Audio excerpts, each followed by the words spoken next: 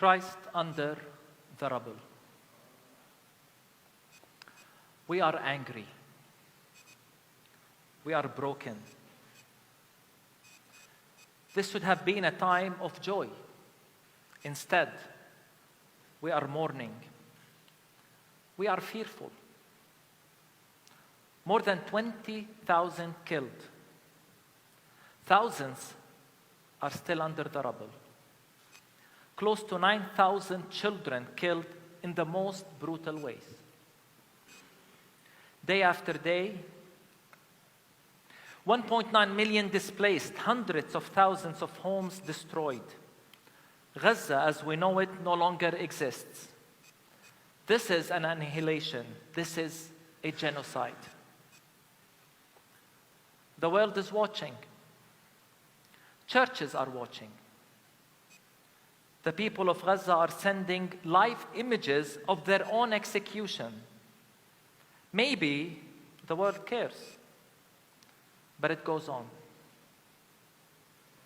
We are asking here, could this be our fate in Bethlehem, in Ramallah, in Jenin? Is this our destiny too? We are tormented by the silence of the world. Leaders of the so-called free lined up one after the other to give the green light for this genocide against a captive population. They gave the cover. Not only did they make sure to pay the bill in advance, they veiled the truth and context, providing the political cover. This war has confirmed to us that the world does not see us as equal. Maybe it's the color of our skins. Maybe it is because we are on the wrong side of a political equation.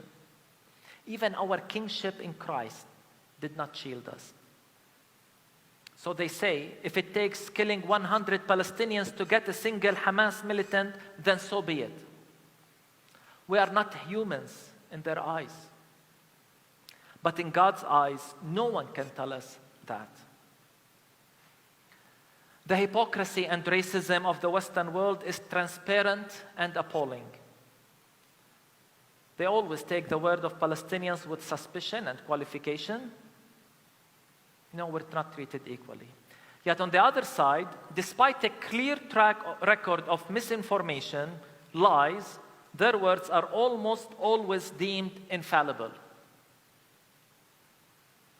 To our European friends, I never, ever want to hear you lecture us on human rights or international law again. And I mean this. We are not white, I guess. It does not apply to us according to your own logic.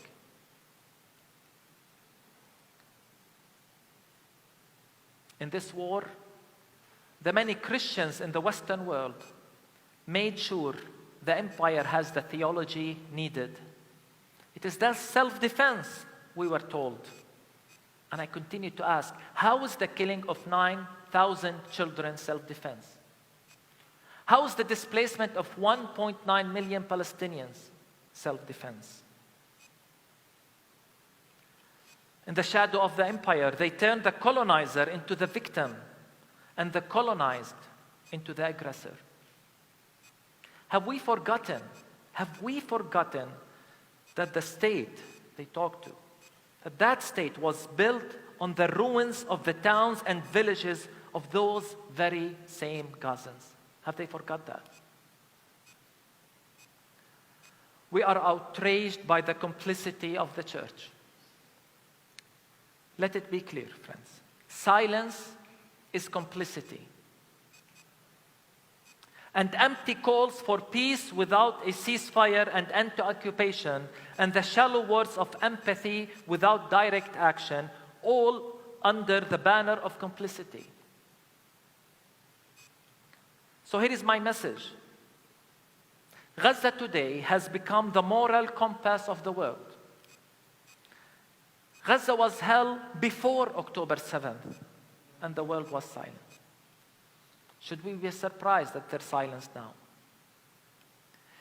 If you are not appalled by what is happening in Gaza, if you are not shaken to your core, there is something wrong with your humanity.